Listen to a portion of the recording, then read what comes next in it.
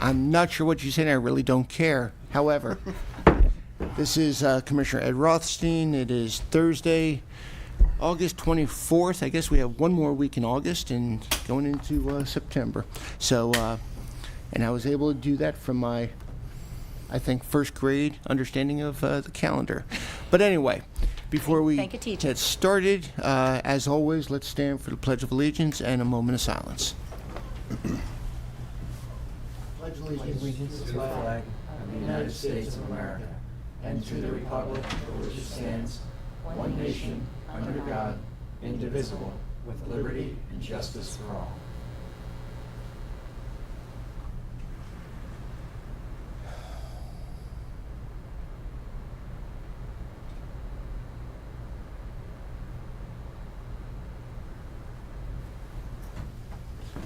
Okay. I'm going to take the liberty and start off with Priority Carol. And, as shared, what's so important about Priority Carol is we share what's on our mind and what is pertinent to Carroll County. We closed a chapter on Tuesday with the funeral of our colleague, Jack Lyburn.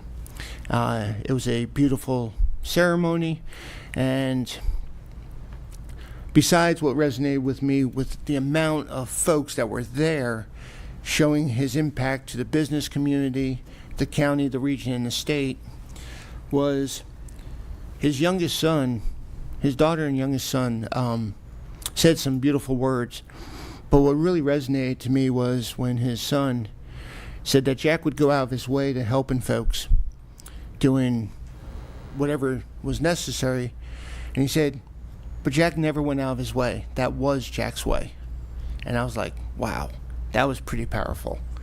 That was Jack's way. He was a maverick. He could have been obnoxious at times. He was very dangerous on the golf cart with, Bonnie, and I was always ensured to be away from that golf cart. But I got a ride from him on that golf cart once, and he did not crash us. oh, so he To tell about it, right? very, very powerful individual, and got the opportunity to see a lot of the older regime of economic developers from around the state that were also there, that always held Jack in the highest regard. We'll definitely miss him, but it is a chapter, then we get to turn the page and we're moving forward. So just wanted to share that. Then since I'm still going for just a quick second, we did have our Maryland Association of Counties meeting or conference last week down in Ocean City, and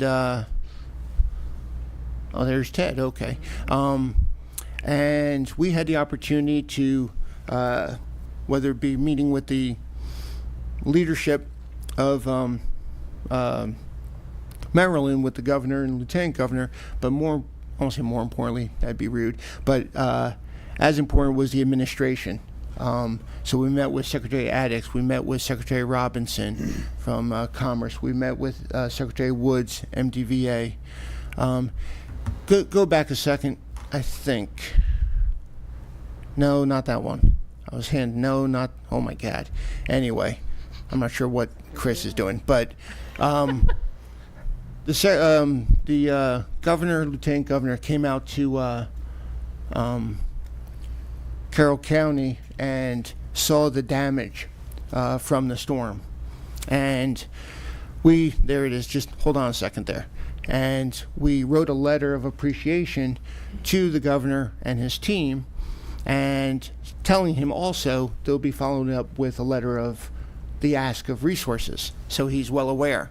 And so I gave the letter, the gentleman in the back, the young gentleman in the back, his name's Dylan Goldberg, and he's the one that was our point of contact for the governor that spoke to us multiple times through Monday. Really appreciate the sheriff as well, keeping us well informed, so then I can then transcribe that to Dylan, and I knew it was going to the chief and to the governor. So that's the letter. The I don't know if the next slide will show, but the governor and lieutenant governor take it seriously, and they literally were reading the letter that I had just presented. And then afterwards, I had the opportunity to provide a coin to Dylan in his appreciation, and they're all clapping. So now it's the follow-up. As Commissioner Kyler says, we're the shiny penny in Maryland because of the way our sheriff, our coordination with the state's police, with Westminster, with DPW, with BG&E, especially with our 911 and emergency services. They received over 400 plus calls in an hour. Typically, it's 10 to 20, 400 plus calls. We, I apologize, say they, with the sheriff and all of them, kept those folks in those vehicles calm and stayed in those vehicles. What was disastrous could have been catastrophic. And so just, another way of saying we in Carroll County know what right looks like. And we performed it that awful day, and we're able to share it with the governor and his team, and now we're just going to continue to follow up. And I'm no longer going to be giving kudos to the sheriff since he's in the back of the room, and I'm kind of getting tired of that. So, okay. Priority Carroll, Mr. Vigliotti. Thank you, Commissioner Rothstein. I'll begin by echoing your comments about our friend and our colleague, Jack. He certainly will be missed around here. I certainly will miss him, including the rides I got on the golf cart from him. So to begin, everybody remembers the other weekend was the grand opening of the Charles Carroll Community Center. I thought it was an incredibly well done ceremony. It was a fantastic turnout. The building, I think, is beautiful. And I want to thank my predecessor and friend Steve Lance for speaking that day and for being the driving force behind the center. And the ceremony would not have been complete without him or with any of you who attended. So this past week I had the ability or the opportunity to attend the Farm Museum Advisory Board for a kind of summer wrap-up meeting. The board is looking ahead to everything that's coming in the fall and the winter. While Commissioner Kyler was away at Mako, I had the privilege of attending the Community College Board of Trustees in his stead. I think I did pretty well because they didn't kick me out. They are really, really good people, and they really did miss having you there, but I think I sufficed. I'll let somebody else go into detail about the joint meeting we had with our Board of Ed, our delegates, and our senator about the implications and the challenges that we're facing with Blueprint. I was happy to be able to attend that yesterday evening. And then the last thing I'll touch on this morning, a couple months ago, everybody remembers there was a shooting that happened right beside Northwest Middle in Tawnytown. And very recently, thanks to the efforts of our State's Attorney Haven Shoemaker and the men and women of his office, they were able to put away the culprit. I also want to take a moment again to thank our sheriff and law enforcement for quickly reacting to and curtailing what could have been an even worse situation. And between the efforts of the sheriff and law enforcement and the state's attorney, that underscores the seriousness with which we take law and order in Carroll County and why this Board of Commissioners supports our sheriff and our state's attorney in any way that we can. And that's it from me this morning. Okay, thank you. Commissioner Kyler. Yes, thank you. And first off, I'll mention Jack Lyburn and deepest sympathy to his family and close friends. He had a lot of them. It's so tragic how quickly you can find out that you have a health problem and how quickly it can take you. And I've seen it with others, and we saw it with him. And kudos to him. He planned everything that happened this week. I think down to probably the menu of what we got to eat after the funeral. And it's amazing. And according to family members I talked with, his last 2 days or 3 days were pretty ugly, but up till that point in time, he was talking with everybody and doing stuff and planning stuff, and that's just awesome. And again, deepest sympathy to his family and friends. Mako was great. We got to meet a lot of the secretaries. We got to meet a lot of people walking around. I need to share 2 emails with my colleagues up here. One guy I bumped into offered us a grant, or offered us to be able to apply for a grant, and others were trying to sell stuff. And I've done a couple emails and got a couple emails. I need to share them with everyone. Back to the tragedy that we had, and the governor and the lieutenant governor and other staff with the state. Yes, we're on their radar. The one thing that I think impresses them the most, and I think they see it, and I like to say at our meetings, I love Carroll County. In Carroll County, we work together like that when it's not an emergency.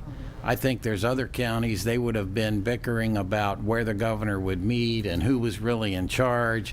None of that happens here. I do want to say, and I'm going to get in trouble for this, when I go to the barracks, I always get a hug. You've never hugged me that I can recall. And I'm not going. And he's pointing to Sheriff DeWeese, who never does physically touch Commissioner Kyler, just for the good of the audience. So I was glad it was there, but it's just I just and I don't want to forget. So many people pitched in, did so much. People were smart enough to stay in their cars, and the phone calls helped that. But we also had volunteers out clearing roads with their personal chainsaw and their personal bobcat, and it's just Carroll County's amazing, and I love it here. I did get to go to a ribbon cutting for, I want to get the name right, Hyperspace Rocket Designs and T-Bar, which is an interesting combination. And she has a couple other businesses, and it was really fun to be there. And one of the reasons that I made sure I went is they kept mentioning Commissioner Weaver, and I wanted to tell them that he would have been there if he could have, but he wasn't. But a great event, and I think we forget too sometimes. Our chamber does so much with these small businesses and orchestrating those events, and their presence there was very important, and it's just what they do. It's neat. Yesterday we had a joint meeting with Board of Ed, our delegation, and us, and talked about the issues with Blueprint. That was a topic we heard a lot about, both in sessions and walking around at Mako. It's a problem with every county. The problems may be different with each county, which is why we need some opportunity to exercise local control and do what's best for Carroll County, because as you like to say, Carroll Countyans know what's best for Carroll County, and I'll be honest, Howard Countyans know what's best for Howard County. But to think that we can come up with a perfect school for the state of Maryland that fits 24 different jurisdictions is pie in the sky and foolish thinking. Charles Carroll, that was a great event, and you did a great job speaking, and Commissioner Wentz did a great job speaking, and I'm hoping that building gets used. I'll be in trouble for this comment, but we need to have more than just pickleball there. Now, don't tell her I said that, but Are you saying you don't like pickleball? No, I love pickleball. The I got hate to mail's watch. coming in now. I got to watch Commissioner Vigliotti play it, and In a suit, no less. in a suit. I actually have video of it. But your opposition was very proud that who won. Well, they were 96 years old. Lastly, on a very, very serious note, This week we lost an 18-year-old recent graduate from Westminster High School, Randy Green, and everything I hear, there weren't a lot of warning signs, and it's just it's so hard to lose somebody who was so active and had so many friends and played football and wrestled and graduated from high school. And I don't know. I think Carroll County pays attention to mental health and pays attention to all of this. I don't know what we can do more, but we need to try. It's just it's so depressing. I think both of his viewings are tomorrow, and it's just I did not know him well. He was a cousin of our wrestlers, and saw him a lot. Saw him at a graduation party a few weeks back, it's just tough. I mean, we lose Jack, who's on one end of the age group spectrum, almost as old as I am. And then to see an 18-year-old within the same time span, it's just heartbreaking. And I needed to say that today. And if anybody's interested, I think there's a GoFundMe page to try to help pay for his final expenses. And if anybody's interested in stopping by Fletcher tomorrow, I think it's a typical afternoon and evening, and interment's private. And I think on Facebook they're doing a celebration of life someplace on Saturday. But it's hard. Thank you. Yep, absolutely. Commissioner Gordon. Thank you. Well, first and foremost, I will obviously give my sincere condolences and sympathies to the Lyburn family. A number of us were in attendance at the service this week, and Jack's been called everything from a maverick to a force. And I think the reality is, and we all know this, whether it's business owners in the community or our staff here at the county, he left an indelible mark on Carroll County that'll be here for many generations to come. Very much someone that we're going to all miss, and someone that definitely was heavily involved in the community, not only from the business standpoint, but everything from civic groups to just the community as a whole. It's who Jack was. Definitely been a week for, I guess I would say, the loss of people. Commissioner Kyler mentioned the young graduate from Westminster High School. We also have this past week, we lost 99 years old, but it was Elise Louise Bast, who was the first curator of the Carroll County Farm Museum. She passed this week peacefully on Saturday. And then also a gentleman I got the opportunity to meet back in June, who was dealing with Agent Orange issues, Mr. George Keeney, who was fortunate enough to receive 50 years after the fact his air medal. Mr. Keeney passed a few days ago. Wow. I'm going to be briefly leaving this morning to stop out and see the family at his visitation, and I will be back shortly thereafter that. And I think it's just, unfortunately, it's that tricky part of life. There's no really good, clean way to put it. Obviously, all of these individuals have affected all of us in Carroll County in a variety of ways, and we're very fortunate that we have amazing people in Carroll County. It's just unfortunate that we don't get to keep them as long as we would like to. On a different note, I will mention that on Monday I attended the cafe at Tech Court ribbon cutting. The Tech Court cafe is owned by Collision Course. Some of you may know them from a variety of events on Main Street in Westminster. Tony and Ashley Gerald, the dynamic duo that are Collision Course, are an incredible team. They've have over 30 years of restaurant experience collectively, and they will be opening a location on Main Street in Westminster in the near future as well. So they will have the location at Tech Court, which just opened. That is a takeout venue only. Otherwise, that is located in the FR Conversions building. It's primarily utilized for FR Conversion staff, but it is a takeout restaurant for the public.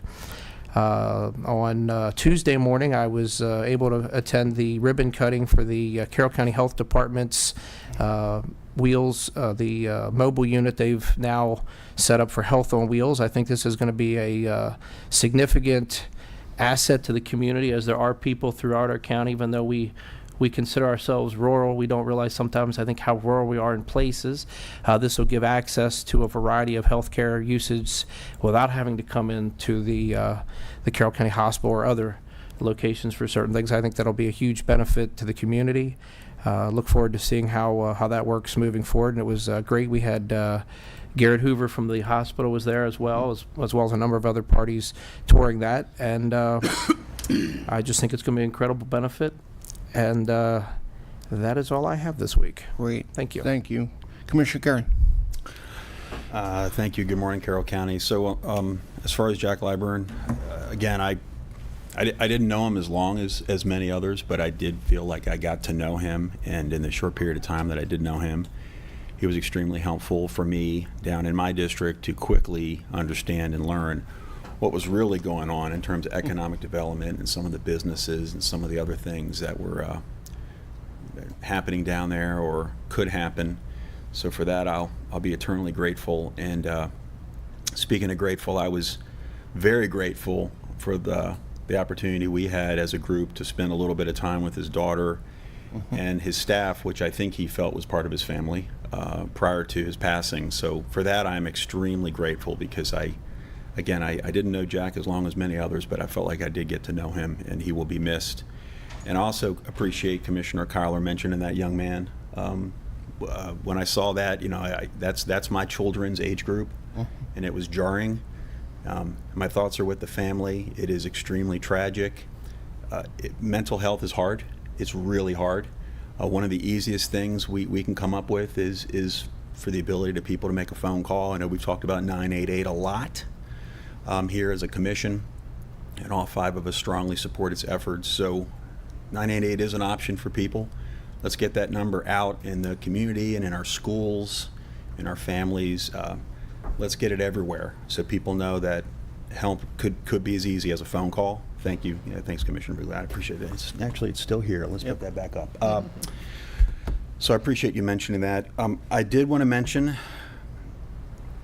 in terms of situations that are life and death, and I appreciate the staff bringing this up this morning, and I've got the honor of mentioning that we do actually have 2, we're all keeping tabs on this horrific incident, this tragedy in Hawaii, in Maui. And what I discovered this morning, and I appreciate the staff sharing this with us, is that Carroll County actually has 2 volunteer members currently deployed to Maui, Hawaii, as part of FEMA's Urban Search and Rescue System, USAR is the acronym. Both are members of Maryland Task Force 1, based out of Montgomery County.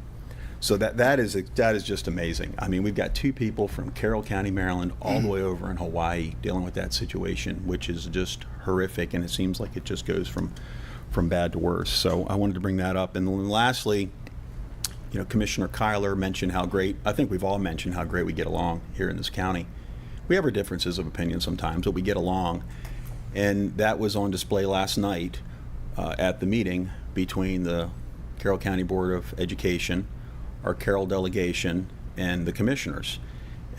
I thought it was a pretty extraordinary meeting for a couple of different reasons, but more so, mostly because, again, I would imagine it's fairly rare to get all those people in the same room who agree on a path forward, what needs to be done. And that discussion centered all around Maryland Blueprint. I've been talking about Maryland Blueprint for about 6 months now, and it's gaining, the concern's growing over it. It is official about Maryland Blueprint. It is a very ill-advised, ill-funded, ill-conceived funding and resource mandate that happens to be an education program. And that's my thoughts on it. And counties and municipalities all over the state are slowly coming to the realization that it's not going to help them at all. We know it's not going to help the state of education here in Carroll County. And I think a lot of people around the state are are finally realizing that. Better late than never. So we're going to do our part, working with our delegation As they go back to Annapolis, we're going to work with fellow municipalities on some common ground in terms of blueprint, because there is common ground amongst many different diverse counties, and that's important.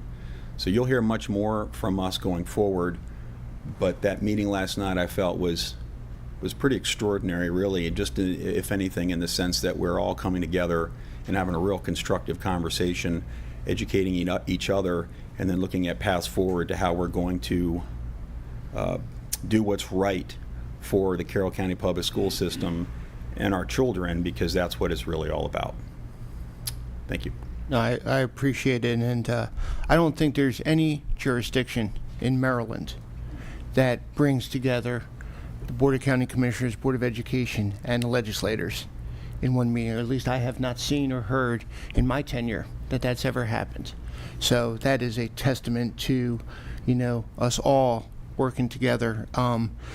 And just one more quick second, I was not in attendance of that. I was at another event dealing with something, Education Resiliency Program Center on Fort Meade, and its focus is on mental health.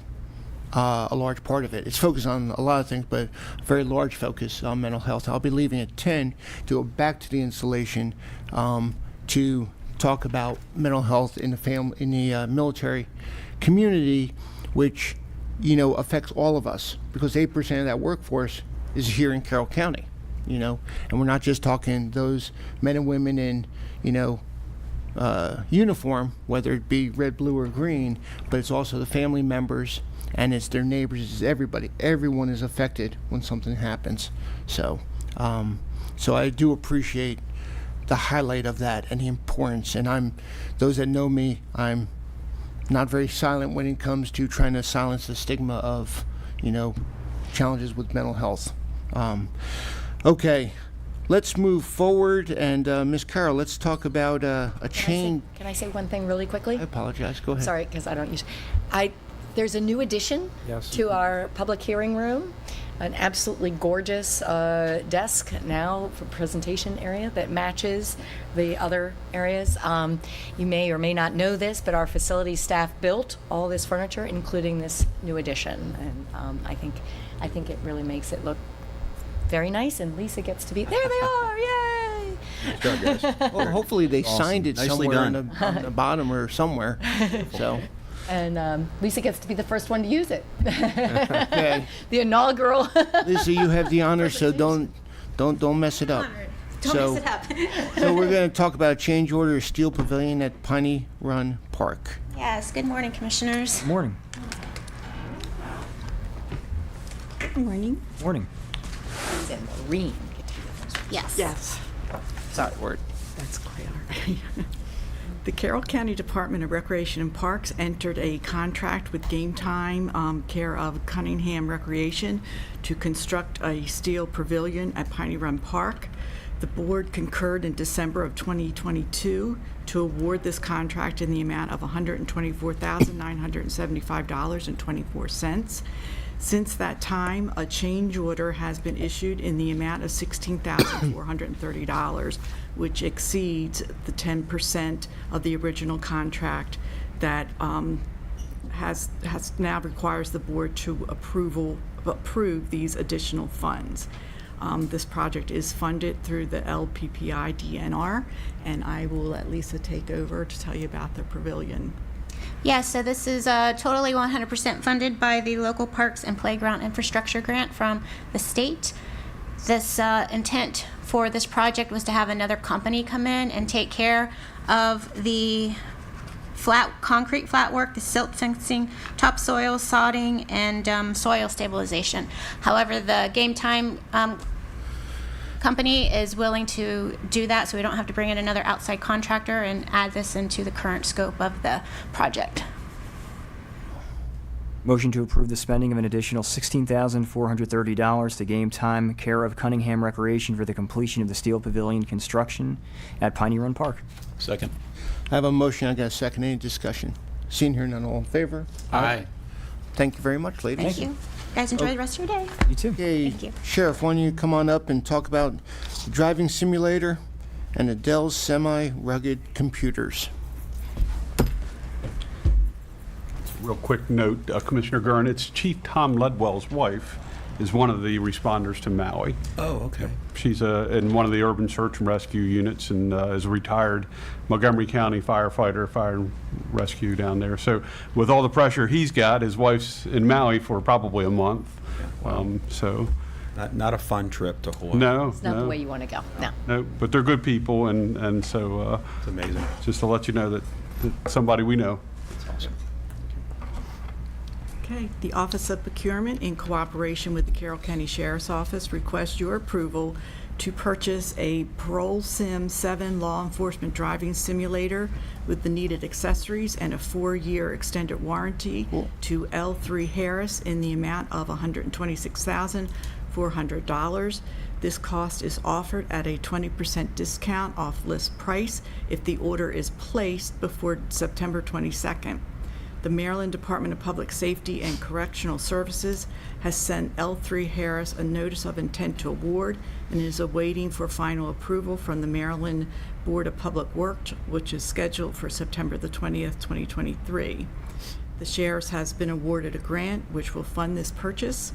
This amount is within the budget and no additional funds should be required, and I'll let Sheriff DeWeese tell you about the Patrol Sim. So this is not the simulator that you used back in high school to learn to drive. My first police car was an '87 Caprice. I think Rich was a horse. This system, if you look inside of our police cars now, it could resemble the cockpit of an F-16. And so we didn't have that when we were growing up in the police department. So computers, cameras, all the technology that's in these things, these simulators are priceless to us to give us a 180-degree view. But you can imagine the virtual reality systems today, the ability to put a new recruit even in service in a system like this and show them all the features or the obstacles that they're gonna see as they navigate down the road, just routine patrol, high-speed chases, or even just going to an emergency response call and what comes at them. It's not uncommon, and we've seen so many crazy things. You're riding down the road. I stopped a woman for speeding on 140 at Center 2 days ago, and she stopped just cold turkey in lane 1. And we're all panicking. There's a bunch of cars behind me, and these recruits need to see that. They need to see the people don't just calmly pull to the shoulder, and they don't just calmly get out of the way. There's all sorts of things that happen in front of them. And so this simulator will get to the academy as we start in a couple of weeks. We're hoping to get it set up and situated in our virtual reality room. We do have a Milo system for firearms and use of force. It'll go in that same room. So it'll work out just absolutely wonderfully for the new academy coming in and as well as in service as we start that in January. All grant funded. We applied for it some time ago, and of course Maureen's group made sure that everything was legit before we applied for everything. So we have to have that. But any questions on it? Can we try this? You can, yeah. It was Dale Earnhardt Sr. that used to ride with North Carolina highway troopers regularly. He had a friend that was a North Carolina highway trooper, obviously before he passed. And he would often say that driving a race car around the track was easy. Try driving a police car while you're responding somewhere. That's difficult. Yeah.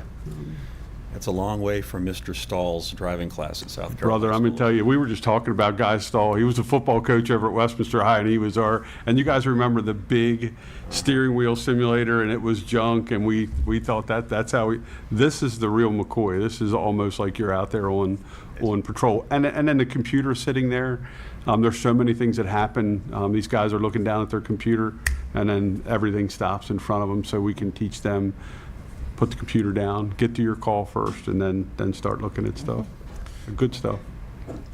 Motion to award the purchase of a Patrol Sim 7 law enforcement driving simulator with the needed accessories and a 4-year extended warranty to L3 Harris in the amount of $126,400. Second.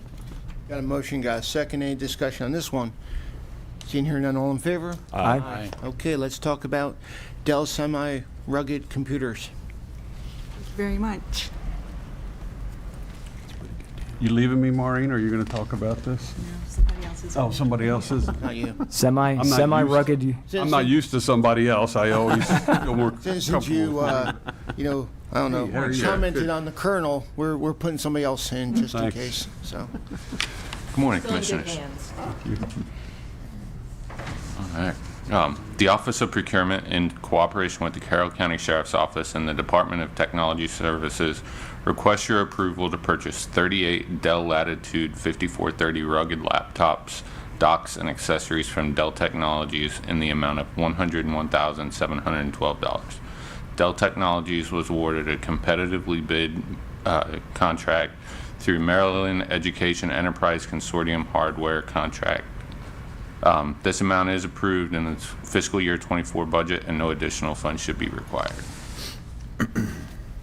So I need computers, and I'd appreciate it if you would would approve this. So semi-rugged and rugged. Semi-rugged usually goes to investigators, people that are folding it up, jumping in their car and leaving. The rugged eyes are usually the ones that are in the patrol vehicles. They can withstand a hit if there's some sort of crash or temperature or those sort of things. These are typically brought in and out of the office, but used by investigators. How often do you change these out? Well, we have an agreement with Mr. Ripper and his crew, 5-year replacement cycles on just about every computer that we have, which is really a good setup for us. Yeah. Okay. Cool. Motion to approve the purchase of rugged laptops and accessories to Dell Technologies in the amount of $101,712. Second. I got a motion, got a second. Any discussion? Mr. Kyler, any thoughts? Okay. All in favor? Sounds good. Aye. Aye. Aye. Aye. Okay. Thank you, gentlemen. Like a I'd like you to be so disjointed quiet. chorus of pirates. Aye, aye, aye. Thank you, gentlemen. I appreciate it. Absolutely. Let's talk about purchasing 4 new mini split HVAC units.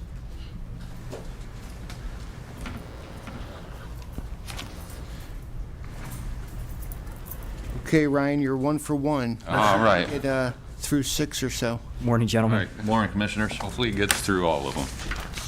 The Office of Procurement, in cooperation with the Bureau of Facilities, requests your approval to award the purchase and installation of 4 new mini-split HVAC units. This is a turnkey project for Ariosa and Company LLC in the amount of $67,750.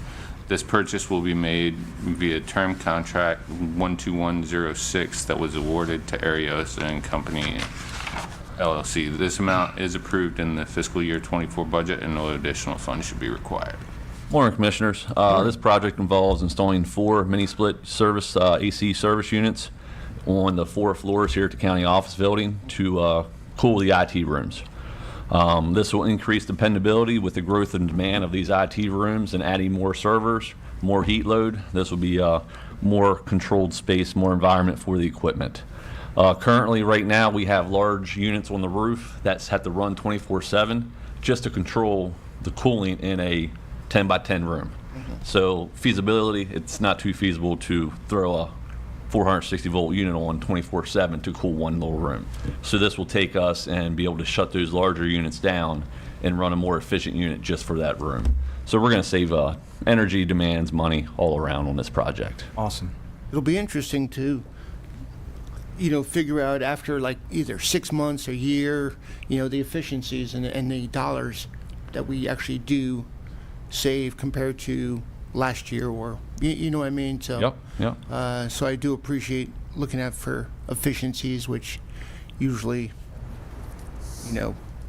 goes to dollars. Correct. I would like to. I think that would be a good, Yeah, we can Next step we can do a study and see what Yeah.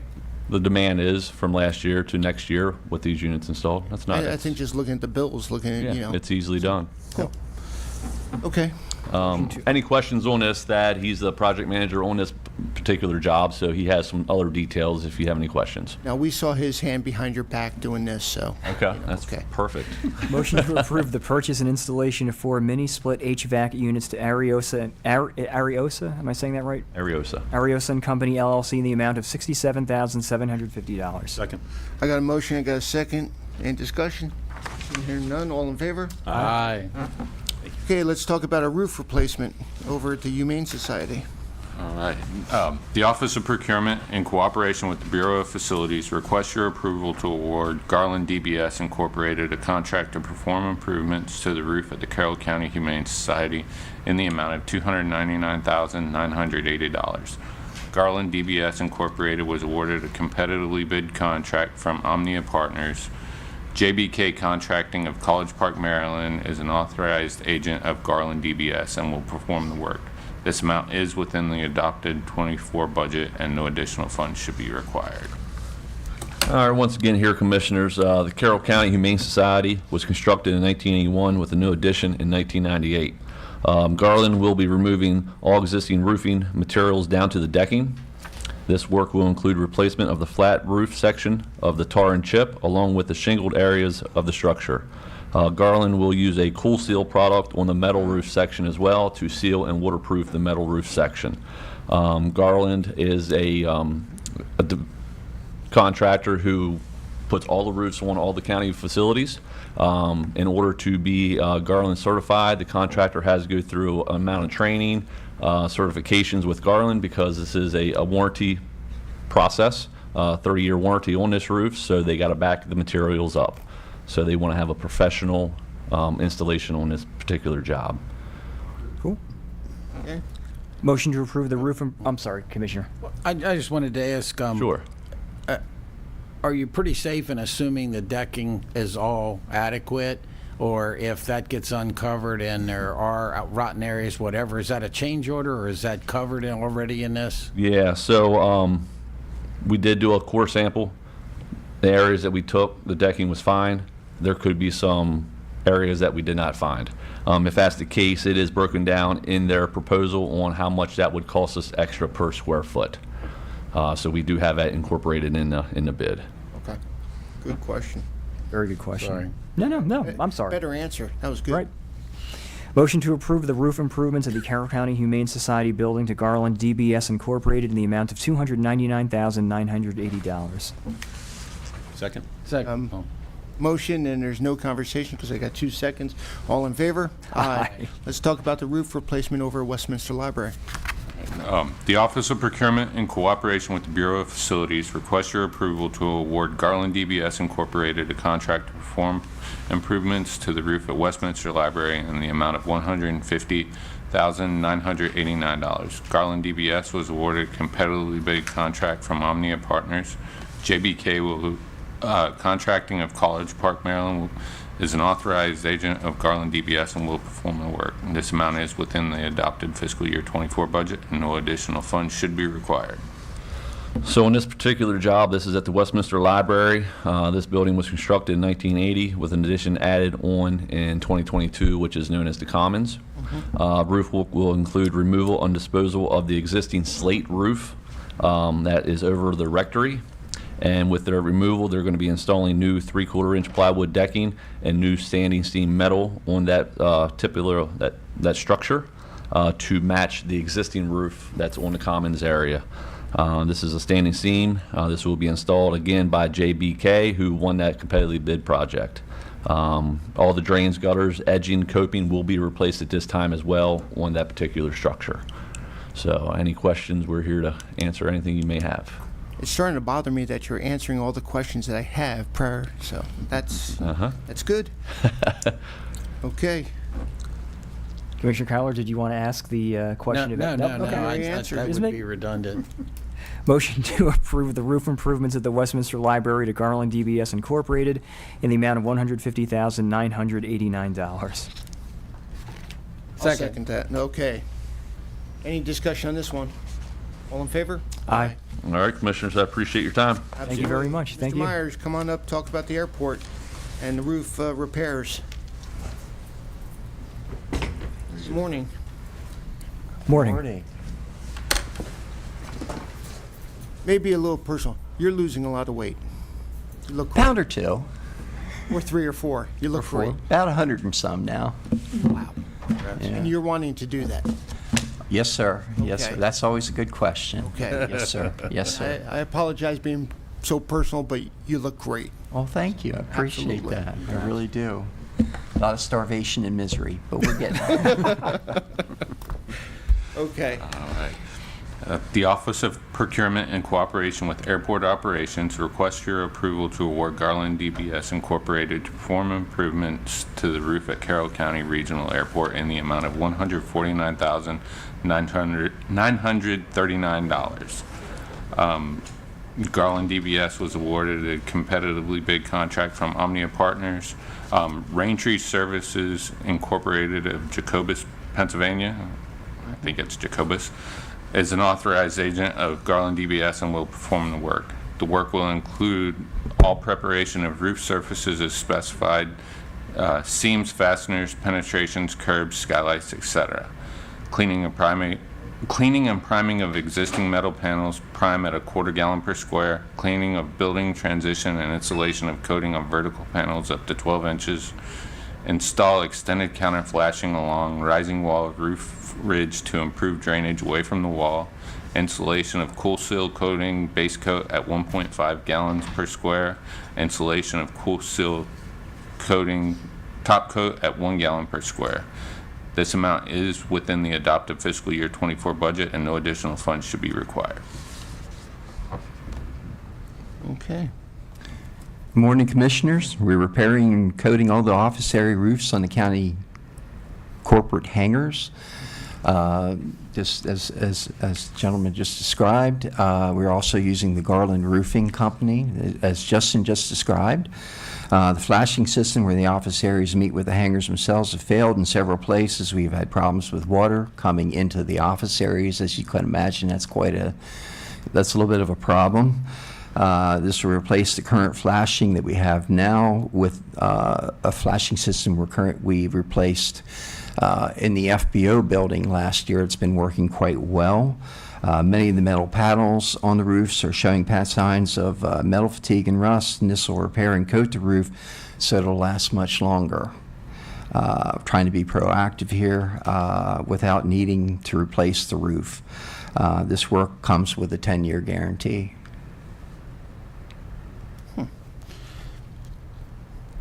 Is that normal 10-year, not 30-year? It's been 10 years. It was for the previous project, sir. Okay.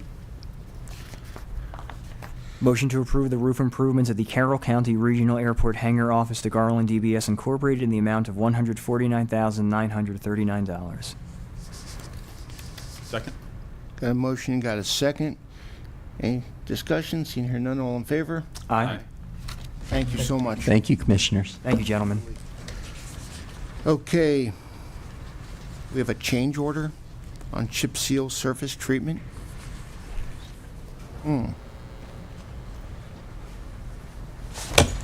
Good morning. Morning. Good morning. Morning. The Office of Procurement in cooperation with the Bureau of Roads Operations were before the board in May of this year and received approval to award a contract to American Paving Fabrics Incorporated for the chip seal surface treatment on 16 county roads of approximately 23.47 miles at a cost of $620,000. Since that time, a change order has been issued in the amount of $239,070.10, which exceeds the 10% of the original contract per resolution. The delegation of authority requires the board's approve to spend these additional funds. These additional costs stem from a variance in the estimated square yardage and the actual square yardage preserved. These increases include turn lanes, merge areas, and actual road widths. There was also an asphalt index adjustment and additional work due to weather delays. These funds have been approved in the fiscal year 24 budget and will close out the project. Good morning. Morning. A little bit of background. The original contracted price for Howard County was $1.71 a square yard. Due to the increase for a 7-cent stone increase, 2-cent increase for fuel chemicals, and a 19-cent oil asphalt increase, the new rate with the fog seal went to $2.80 a square yard. The additional costs, in addition to preserving the roadways, the complete width of the road instead of just the lane width. The county database shows lane width. the actual width of the road, and I had some measurements done. For example, Freedom Avenue database shows 22 foot. The actual average is 27.8 feet when you go side to side versus white line to white line. And to preserve the road, you should do the entire width instead of just white to white, because then if the edges are preserved as well and they don't fall off and break, which then will end up working inside of your white lines. So that was one road. It was an increase of 3,500 square yards. A second road that we went out and remeasured and relooked at was Pinch Valley. The database shows 18 feet. There are certain sections that it's up to 28 feet if it's on a turn, and variances. So that's what made up for such a large variance this year. Why wasn't the homework done prior as far as the width of these roads, if we knew we were going to be focused on these roads? Last year we were staffing. We don't have the staff to go out and measure every road. One of the inspectors that helps with this was out on medical leave last year from September to December.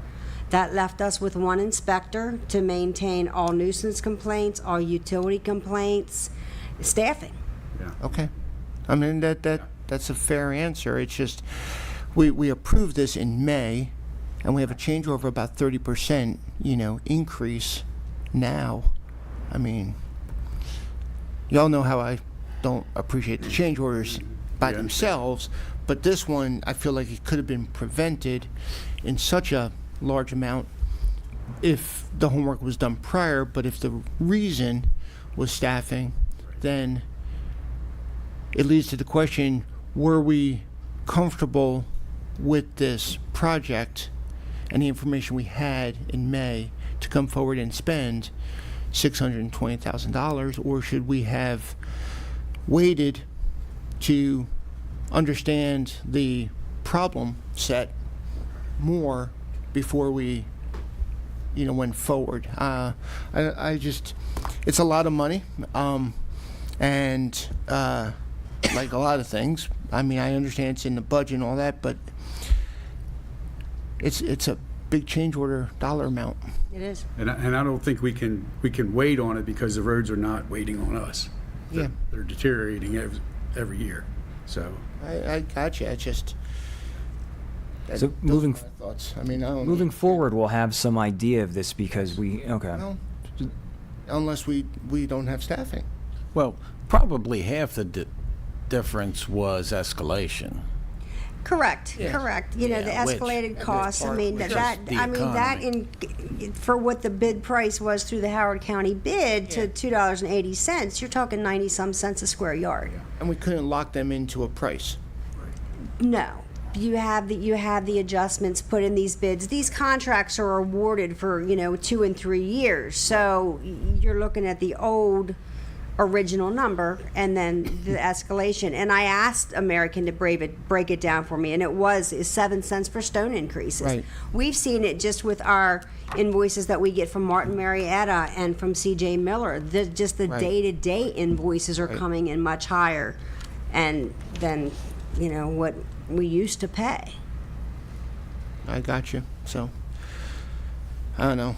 I mean, I do know, and we're going to move forward with this. It's just difficult, and identifying the staffing concerns is obviously very important to surface it, and understanding the risk associated with not having the staffing or having the limiting staffing. Right. Especially when we're putting, resources, money towards it. and making sure to preserve the information that we accumulate now for future decisions, for future actions. Motion to approve the additional cost to American Paving Fabrics Incorporated in the amount of $239,070.10. Second. I have a motion, I have a second. Any discussion on this? Yeah, all valid concerns, and I want to echo some of the concerns up here, but if we are looking at a situation where hiring somebody saves us money, well beyond what that person costs us, we need to know. Yeah. as a board from DPW, if that's the case. Because this is a lot of money for just one project, so. Understood. It's easy to realize the cost savings if we get what we need and Right. institute it. But The Bureau itself is currently down, I believe, 19 positions. And has been down 19 positions since 2018. yeah.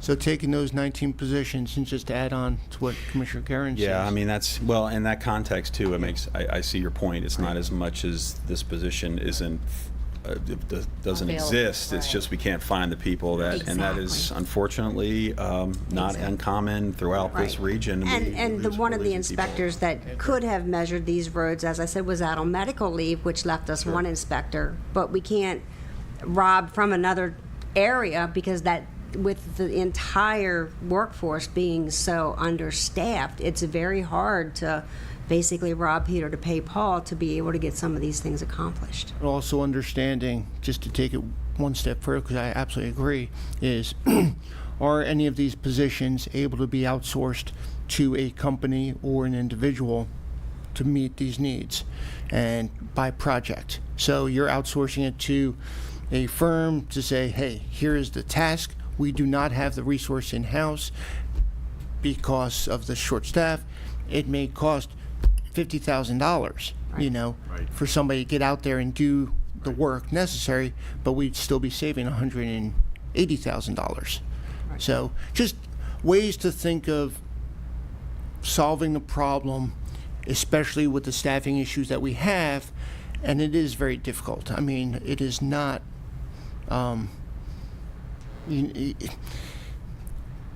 it's not a one-size-fits-all solution.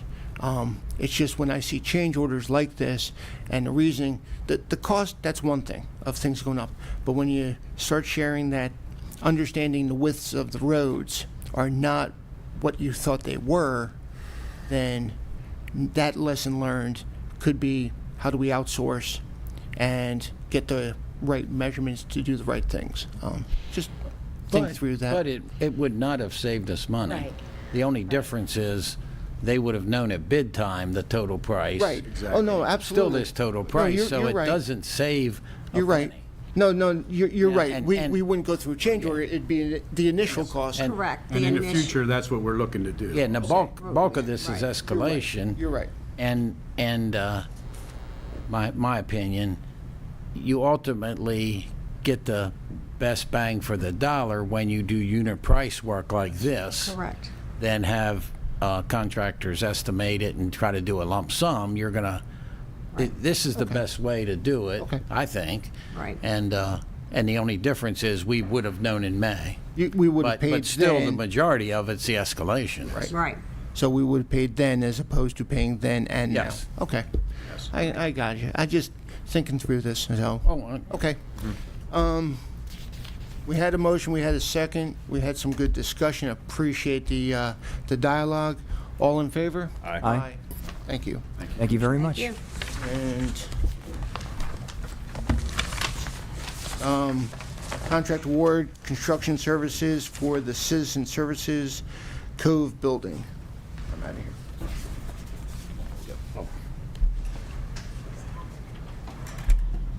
Celine? You coming up? Oh. Good morning. Good morning. Good morning. Well, if you're all coming up, I'm leaving. Hurry back.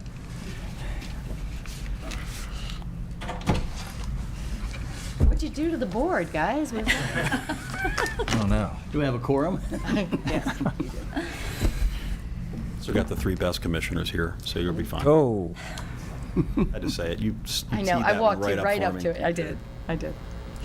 Glad you knocked it out of the park there. Commissioners, we're here today to request your approval. I'm sorry, lost my place. no worries, no worries. The Office of Procurement received 4 proposals, of which 2 were disqualified. This would be for the approval of the construction services for the Citizen Services Cove Building Conference Room. An evaluation committee was formed to conduct a technical and financial review of the 2 remaining proposals submitted.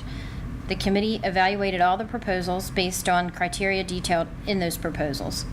Upon the final scoring of the evaluations, Lyons Construction Company Incorporated was the highest ranked firm. We are requesting your approval to award a contract to Lyons Construction Company Incorporated in the amount of $218,206. These services will be to convert the existing physical therapy pool in the conference room and training center for county staff. This space will be beneficial to all the county staff to utilize for meetings, conferences, and training classes. The scope of work and the design elements were made in close coordination with the user agency to maximize the use and functionality of the space for the use of staff. Good morning, Commissioners. Morning. Thank you for your time this morning. We appreciate it. As Carrie said, we're here before you to ask for your approval to award this project to Lyons Construction. It is for what's called the Cove Building, of which Citizen Services is part of the user for that building. And within the space of the therapy pool and associated equipment, that space will then be remodeled into a training room, conference room. And there was a lot of close coordination between our group and Citizen Services on what they want to see in that space. So we're looking forward to moving this forward, and we're happy to answer any questions that you may have. Joining me this morning is Kirk Engel. Kirk will be our project manager on this job. Awesome. So everything is basically being used for something else, and the conference room is going to become, or it's going to become a conference room. Correct. It's going to become a conference room. Its prior use was a physical therapy pool for what was Penmar, when their clients came in and needed to have certain sort of physical therapy that required like water therapy. So this would be filling in the pool in essence. Awesome. Motion to award the contract for construction services for the Citizen Services Cove Building Conference Room to Lyons Construction Company Incorporated in the amount of $218,206. Second. We have a motion and a second. Any more discussion? All those in favor? Aye. Aye. Thank you, Commissioners. We appreciate your time. Our next item is Chapter 170, Construction Codes.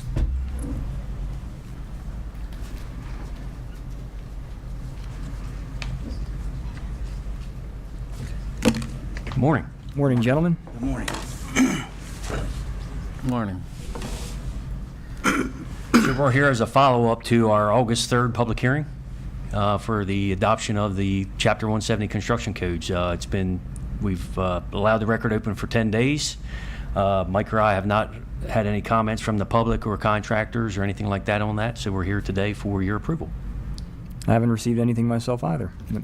Motion to adopt the proposed changes to Chapter 170 construction codes with an effective date of January 1st, 2024. Second. We have a motion and a second. Any further discussion? All those in favor? Aye. All right, thank you. Thanks. Thank you, gentlemen. Item 11, contract award for approval of spending with the credit rating agencies.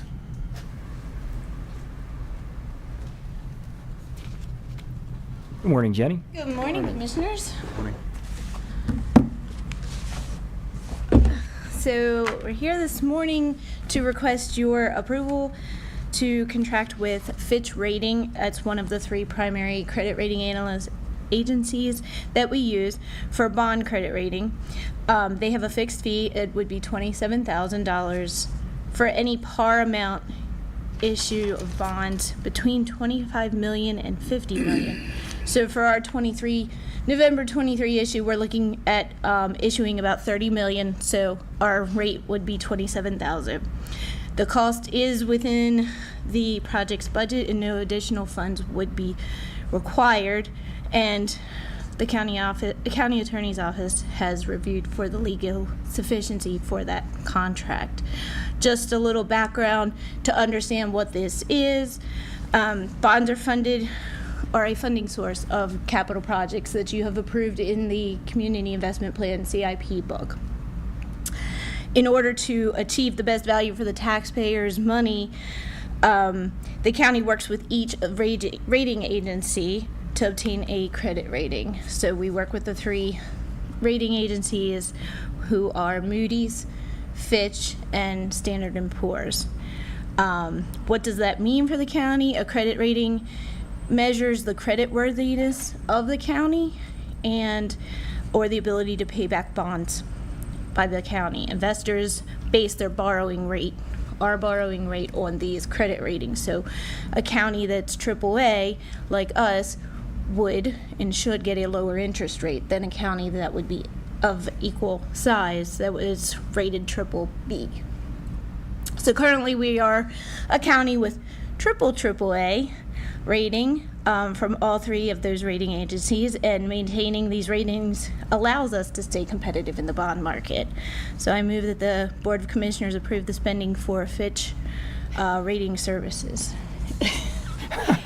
That was a lot. Now you have a 4th member of the board. Yes, Just making the yes. motions for you. Oh, I'm sorry. I know. Just teasing you. That's okay. You cut him short, but That's all right. He'll still do it. It's all a matter of efficiency. Triple A efficiency. Motion to approve the spending for the credit rating agencies. Second. We have You a should have motion just and a seconded s- Jenny's we motion. have It was 2 easier. motions and 1 second. Any more discussion? All those in favor? Aye. Aye. That's Thank you. That's Thank okay you with you, very Ms. much. House. We're good here. Perfect. Okay. Good Our thing you next checked for that. item, contract award, platform for college and career readiness.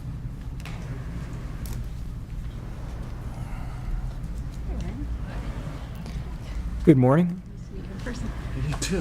Good morning. Meeting one of my colleagues in person for the first time. That's awesome. Yeah. We do so much through email and virtually. Really do. All right. The Office of Procurement, in cooperation with the Workforce Development Office, is requesting your approval to purchase 8 annual subscriptions for Pathful Connect and Pathful Explore Plus bundles to Pathful Incorporated in the total amount of $67,200. The cost is based on a number of subscriptions and includes a $16,800 discount. Pathful is the sole source vendor. This amount is approved within the fiscal year 24 budget, and no additional funds should be required.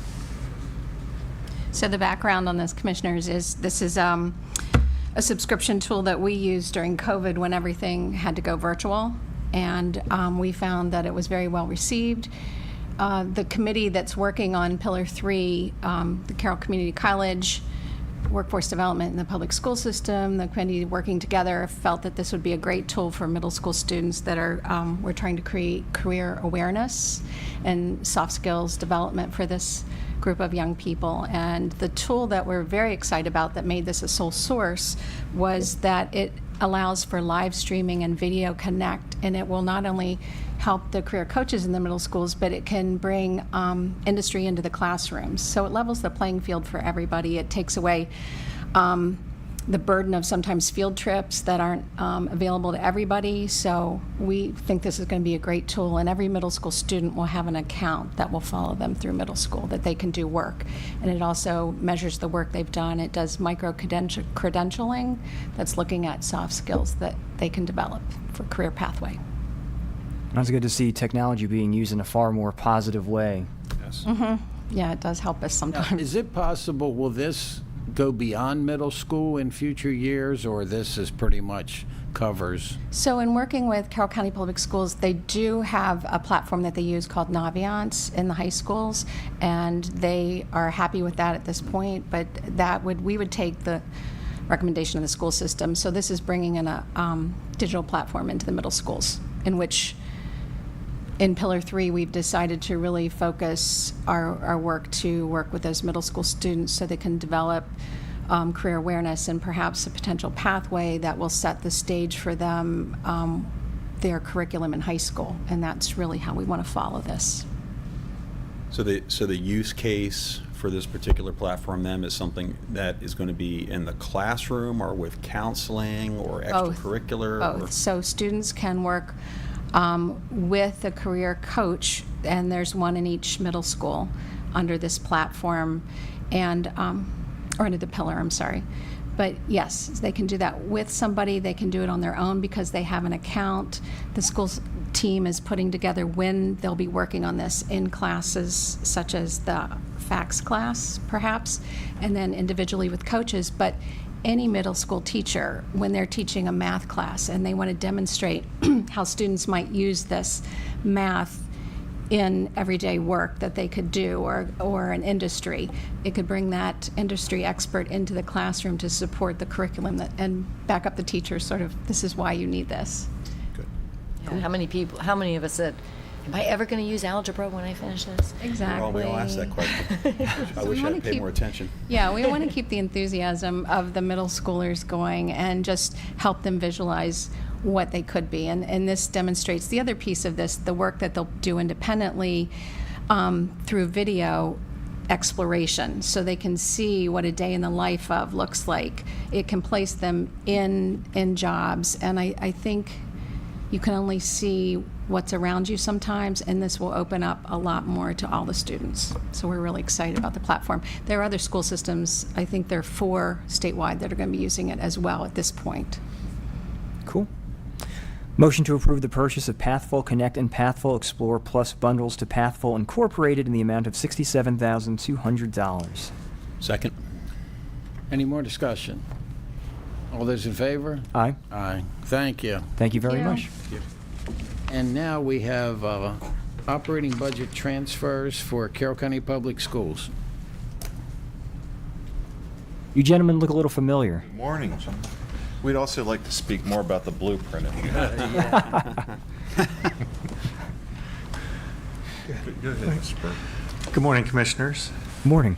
Part of our year-end process is to look at our year-end closing by categorical totals and ensure that we come in at or under budget in those categories. As we wrap up fiscal year 23, there were 3 categories that we needed to do some budget transfers, and so these are 3 areas that we are moving some money between categories in order to cover some unexpected costs that came through in after-school transportation, one of our programs, so late in the year.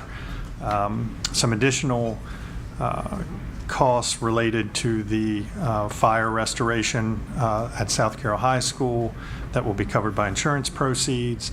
And finally, just some final costs in custodial services and recognition of some of the in-kind services that the county provides on our behalf that end up hitting our budget at year end. So fairly minor in the grand scheme of budget adjustments and transfers that we do from time to time, but necessary to close out fiscal year 23. The Board of Ed took action on these at their monthly meeting on August 9th, and so we're requesting the commissioners approve that action for year end.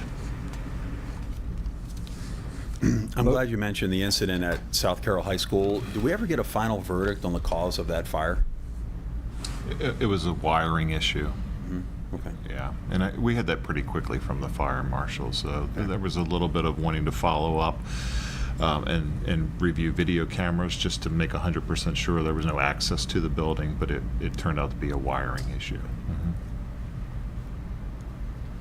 Motion to approve the operating budget transfer 23-02 for the Board of Education fiscal year 23 operating fund budget.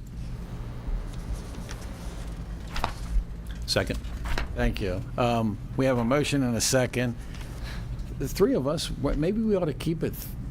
How long's it been since you've had 3 commissioners instead of 5? 2010 was when it changed, yeah. It did move along a little more quickly with just 3 voices rather than 5, I must say. Yeah, but I know where Commissioner Kyle is going with this. I kind of agree with him. But So, it could be like Survivor. You could vote them off the island. Any more discussion? All those in favor? Aye. Aye, thank you. Thank you, gentlemen. Thank you very much. That's 2 minutes, sure. Yeah. Well, you know, that's the other challenge, too, is because we have fewer commissioners now, there's a struggle to find the second. Oh, I know. And I'll be back. It'll be 2 minutes. okay, I can second, but I don't think a president should unless, but It's sort of just sort of protocol-y kind of thing, not a rule. Yeah. Makes us work together a little more. Item 14, public hearing, proposed amendments to Chapter 158 zoning regarding food preparation, sales, and service to restaurants on golf courses, ranges. And you want to explain to us what we're doing today? You're not going to get up and leave, are you? Good morning, Commissioners. What's left of you? We have two zoning text amendments on the menu today, and we'll be conducting public hearings on both of them. And the purpose of these public hearings is to elicit public comment from any members in the audience who wish to speak on the topics. And if you do, make sure you fill out a pink comment card, hand it to County Administrator Wyndham. And we ask you limit your comments to 3 minutes each. Staff is here to answer any questions you have. Director Hine, and Hannah Weber, and Mary Lane from our Department of Planning. Yes, as it stands, yes. Any questions of staff on the first zoning text amendment? Do you want to wait for Commissioner Gary? I was going to say, well, Chris, do we have anybody online that wants to do public comment? No, sir, I don't have any callers right now. Okay. Well, Commissioner Kyler is kind of like Shakespeare. Henry V, we few, we happy few. Well, I should elaborate. The first public hearing that we're talking about is on this a zoning text amendment that would update our zoning code to reflect changes that were made to the state liquor law, and it would allow. You have a presentation? Yes, I have a very brief presentation to get background, so if you'd like me to proceed. Before we lose another one, go ahead. One came back. I'm just so happy. Good morning, Commissioners. Good morning. So, as Mr. Burke indicated, we're here for a public hearing to look at a couple of text amendments to Chapter 158 regarding restaurants in the Ag District. So, as a very quick background, on May 4th, you asked us to investigate and look into this issue, and really there were two primary issues that we were looking at. One is food preparation at farm alcohol producers, and then also restaurants functioning at golf establishments.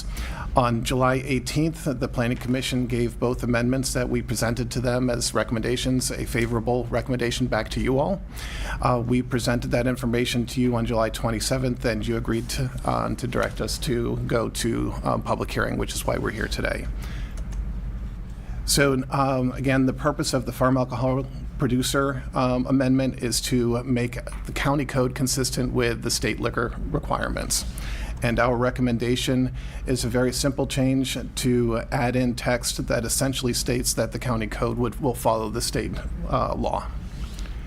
And yes, while you're there, technically, if we want to be more strict, we certainly can, but we've made a decision that we'd prefer not to, and that's why we're doing this. Exactly, yes. And it also saves time and effort if the state were to change the law and make things less strict, then the county would remain consistent with that moving forward. So yes, but you're absolutely correct.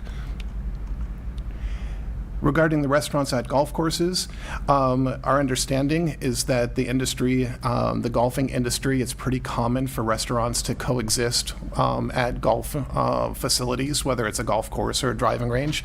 And so we wanted to make that allowance for those types of, for that kind of business practice. When we met with you on the 27th, the concern was brought up that we did not want chain restaurants and those fast food type restaurants to be considered for this, because we're not interested in a golf course then reaching a deal with a fast food restaurant and opening up on their property. And so we revisited, this is the same as you saw before, the use table, and we added in two caveats to the code that we think will protect that. The first is item D on the list there, which is that the food service as part of a golf course and or golf driving range may not include a drive-through service. We recognize that fast food restaurants most often have drive-through service, and so if we prohibit a drive-through service, I think that'll keep that type of use from developing. The other recommendation we have is that the food services allowed within this section must operate under the existing name of the golf course and/or driving range.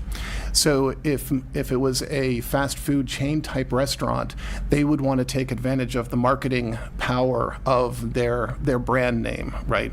So if we require that the restaurant or the food service at that golf course function under the name of the golf course, that would lend itself, we think, more to what is desirable, which is allowing for the food service but not promoting restaurants, and especially chain restaurants and fast food. So those are our two recommended changes from the discussion the last time we had with you.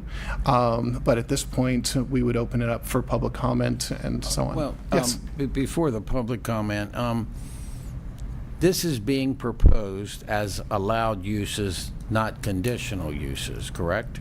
Actually, what we're proposing is that a restaurant, if they want to function at a golf course, that it, first of all, needs to be co-located at the golf course, and also that it would be conditional, so they would have to go before the BZA for approval for that conditional use.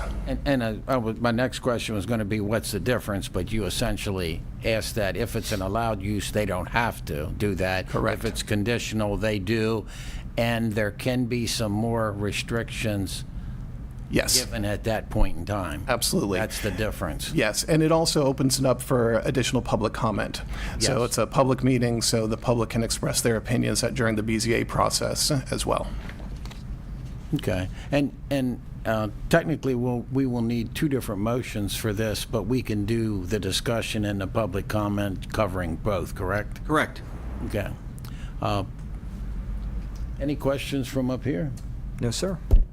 Public comment? I have one card. I don't know who of you would to speak because both your names are on it. Or do you both want to? Okay, one card with two. That's great.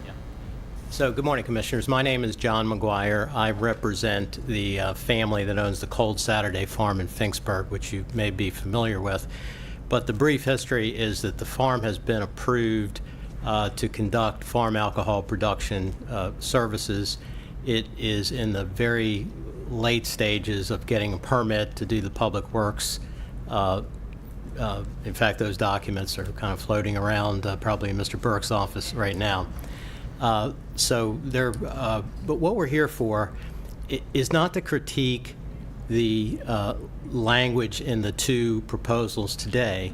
It's sort of a reminder. We had brought a proposal to the prior Board of Commissioners back in November to allow a restricted restaurant use incident to the farm alcohol production. Of course, we're interested in Cold Saturday Farm, but we felt that we could draft it in a way that it would make sense to appear in the zoning code. So I have the language here that maybe you can You can give it to.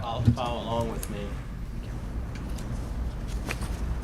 What we are proposing is that in the section under farm alcohol producer accessory uses, which would be uses that are allowed incident to the farm alcohol production, that list currently includes 19A, tasting rooms, B, accessory food sales to accompany the beverage tasting, C, retail sales facility for sale of novelty and gift items related to beverage, D, sales of beverages produced on site, E, guided tours, F, promotional activity. So they're already in the code.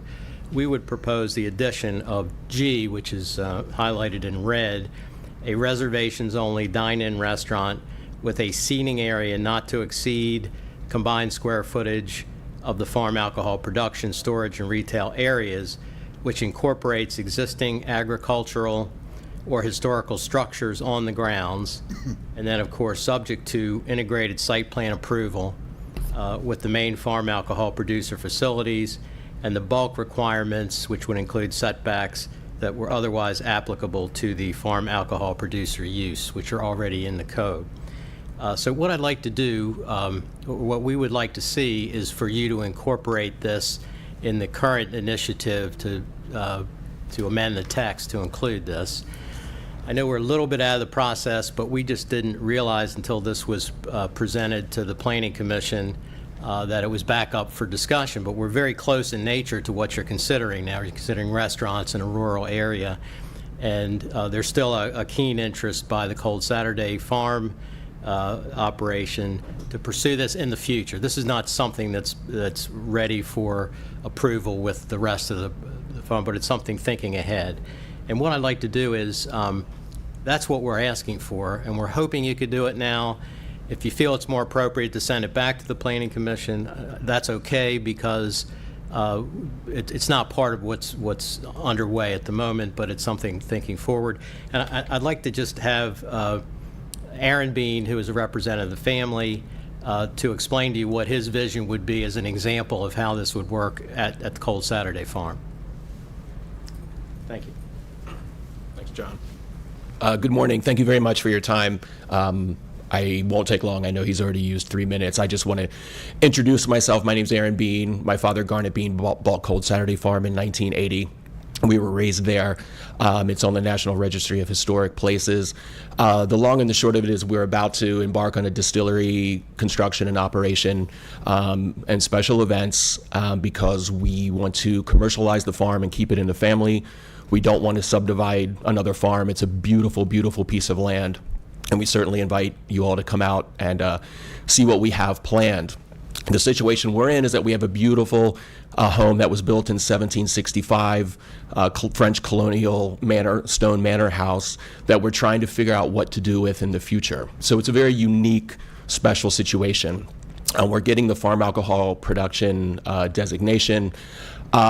But to me, the house really has the opportunity to be something similar to the Milton Inn or the Antrim Inn, something really fine, something very special, something that would really be a destination for people to come out to Carroll County.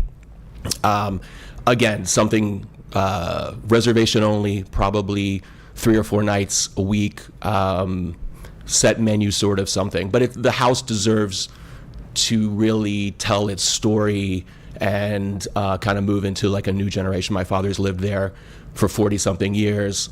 He's 80. We're passing the farm over to my brother and I. So we're just trying to find out what we can do to make the place special, open it up to the public, and really create something that Carroll County can be proud of. So I know we find ourselves in kind of a little bit of a gray area here, but that's what we're asking for. I'm happy to provide any further information, PDFs, a tour of the facility that might help you all as you discuss this issue. Thank you. Thank you, and thanks for flying home just to talk to us. Of course, my pleasure. Thank you for a few moments. I appreciate it very much. Does this fit within what we've already said? Is it more restrictive, less restrictive? How does this fit? So I am going to defer to Mr. Burke. This is something that we would definitely have to discuss with the county attorney's office, because my understanding is that when the state legislation was passed for farm alcohol producers and the liquor licenses, they very specifically did not allow for restaurants, that it's a prescribed list of food that can be prepared and served with farm alcohol producer licenses. And so if we were to make this change, I believe it would be less restrictive than what the state is, and I am not sure of the legalities of that, if that's something that we could do. The alternative is that we would basically be opening this to allow for restaurants in general in the ag, which I believe is not something that the board was interested in doing. So do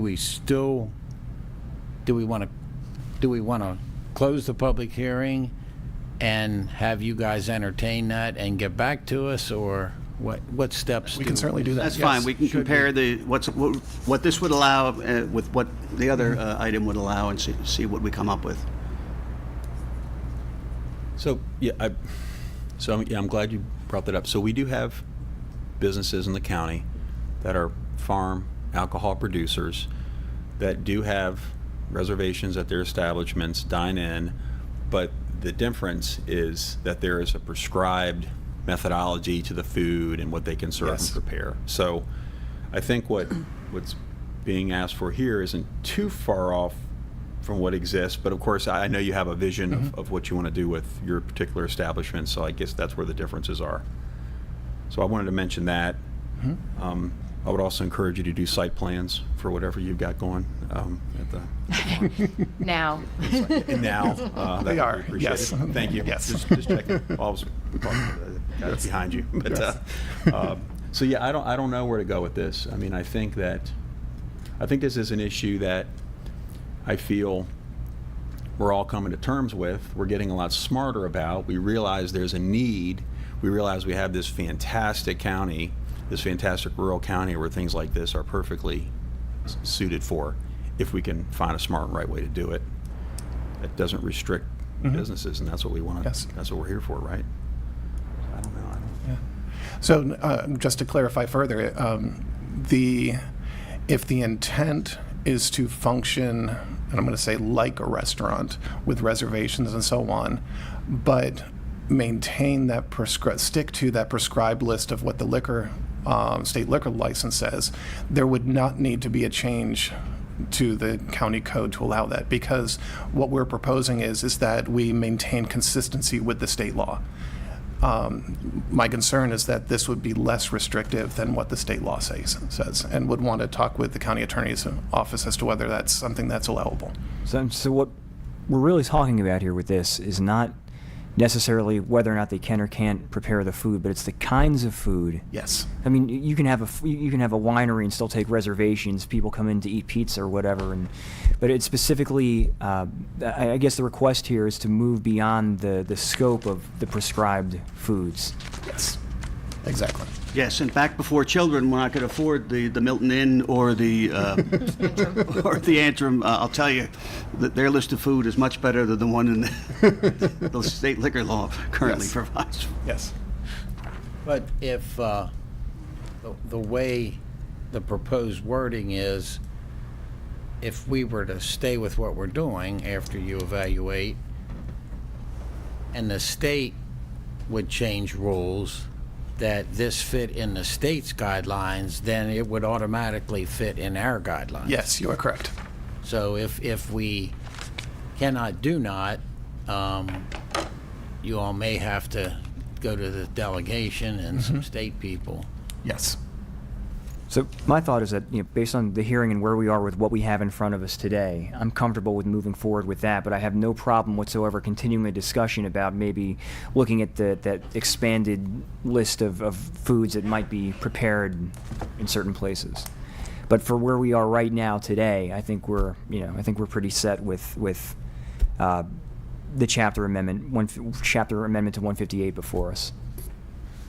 Well, and today, we're just closing the public Right, hearing, right. so their comments are in and Right. part of it.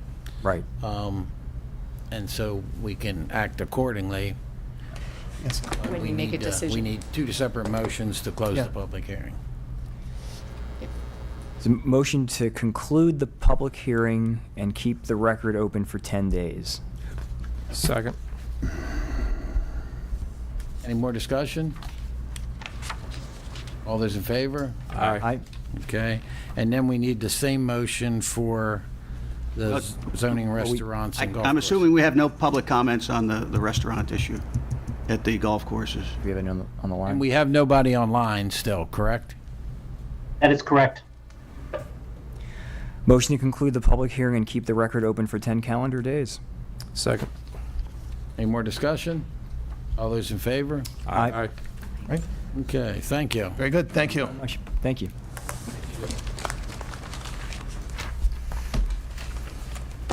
Now, our last item is exercise option to purchase lump sum Nicholas and Sharon Dawson property.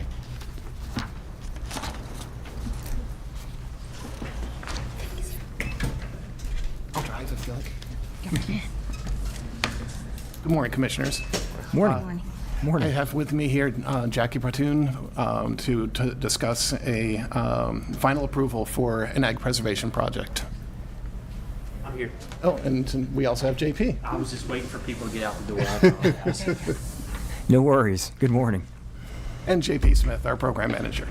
Good morning, gentlemen. Morning. Sorry about that, Chris. I was Go for it. trying to get in.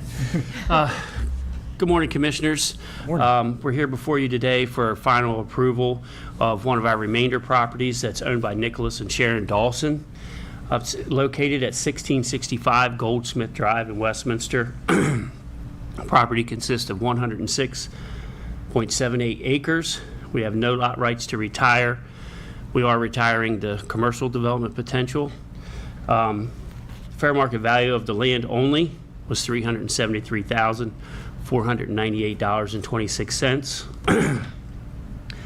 70% of that is $261,448.78, which is the cost to the county. Yes, sir. Here's the farm as it sits right along Sullivan Road and at the end of Goldsmith Drive.